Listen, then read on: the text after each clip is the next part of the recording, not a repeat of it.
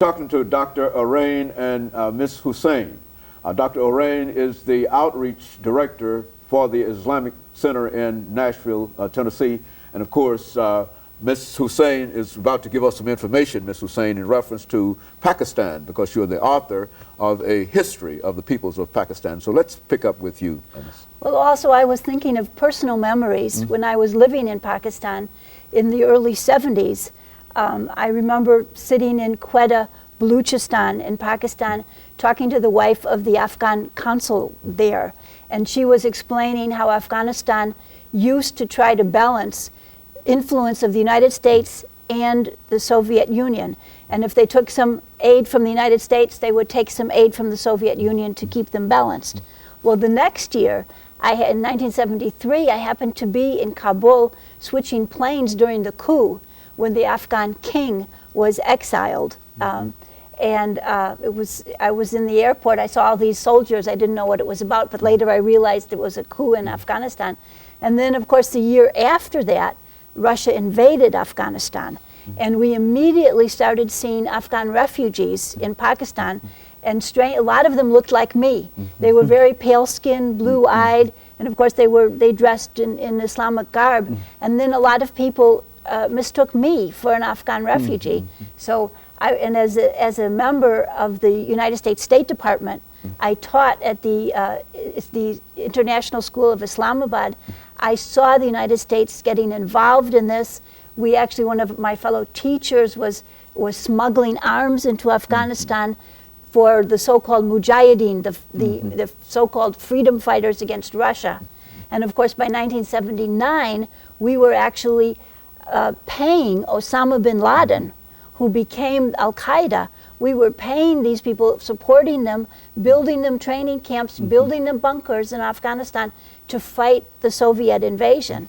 And of course, this came back to bite us later, because now Osama bin Laden is still there on the border of Pakistan, but now he's fighting us. And go on, continue that. Just to add on the same thing, that at that time we had a military dictator in Pakistan, and he had no legitimacy for his regime.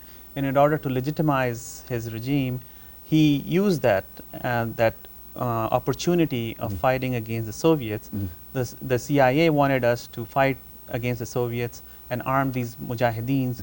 So the Pakistan Army, the Zia-ul-Haq, the ruler at that time, took that mission and gave a religious name to that as jihad, or a holy war, as a result of which people all over the world, from the Muslim world, came to Pakistan to be trained.